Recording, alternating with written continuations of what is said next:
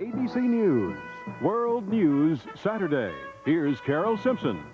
Good evening. The leaders of the world's most powerful industrialized democracies opened their first full day of talks at the Paris Economic Summit.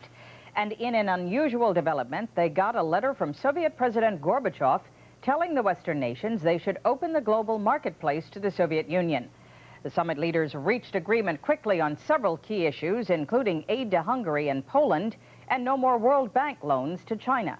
We have two reports, beginning with White House correspondent Britt Hume. By this morning, the U.S. delegation was coasting through this summit, and the mood as the president sat down for the day's first session was positively jocular. He even needled his Secretary of State about punctuality. Secretary Baker is very late. We're angry. Journalists trying to capture all this weren't having nearly as much fun, and even the president seemed struck by the rough stuff with French security agents. Combat tank. Oh, look at me. Earlier, the president predicted the summit would give the U.S. the main thing it was seeking here, a commitment by the summit powers to help the U.S. promote change in the East Bloc countries Mr. Bush had just visited. You're going to see unanimity on the part of summit leaders in wanting to assist Poland and Hungary. Later, the 7 leaders did issue a communique backing what they called concerted support for reform in Eastern Europe and calling for an early conference among all nations interested in helping. Though no money was committed or even mentioned to match the money the U.S. has promised to spend, Secretary Baker insisted the U.S. is satisfied. We never asked anybody to commit for funds. We made it very clear before we got to Paris that this would not be a pledging session, but we believe we've gotten parallel efforts. Baker also said the president was happy with the summit statement on China, which basically endorsed what the 7 leaders have already done to condemn the repression there. Things are going so smoothly here that the plan now is to quit early tomorrow and skip the final dinner. That has never happened before at one of these economic summits, but it won't bother President Bush, since it's his position that the 7 nations here have never been in better economic shape. Britt Hume, ABC News, Paris. This is Barry Dunsmore in Paris. Gorbachev's unprecedented letter to the summit, saying the world had a stake in Soviet economic reforms, was not exactly an application to join the rich man's club, but it was a frank admission of how important he felt it was to eventually be part of the world economy.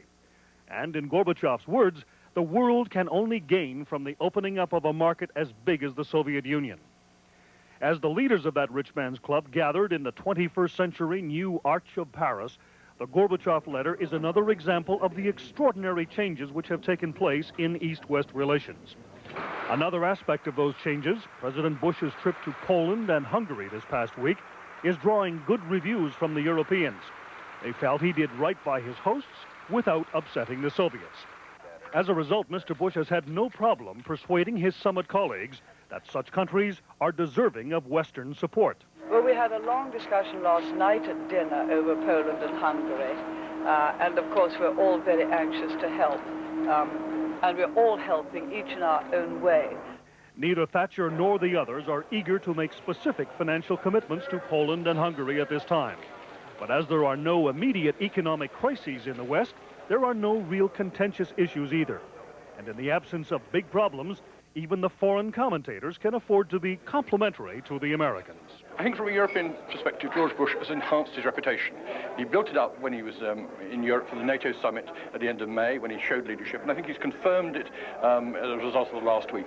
In addition to its rare lack of controversy, the 15th Capitalist Summit may be unique because it's the first one to deal not with the threat of communism, but with the consequences of its failure. Barry Dunsmore, ABC News, Paris. President Bush is expected to hold a news conference sometime tomorrow morning at the conclusion of the summit. ABC News will carry it live. U.S. foreign policy in the wake of the Paris summit will be the subject tomorrow on This Week with David Brinkley. Among the guests, Secretary of State James Baker. When we return, the other summit in Paris today. World News Saturday, brought to you by Freedent Gum.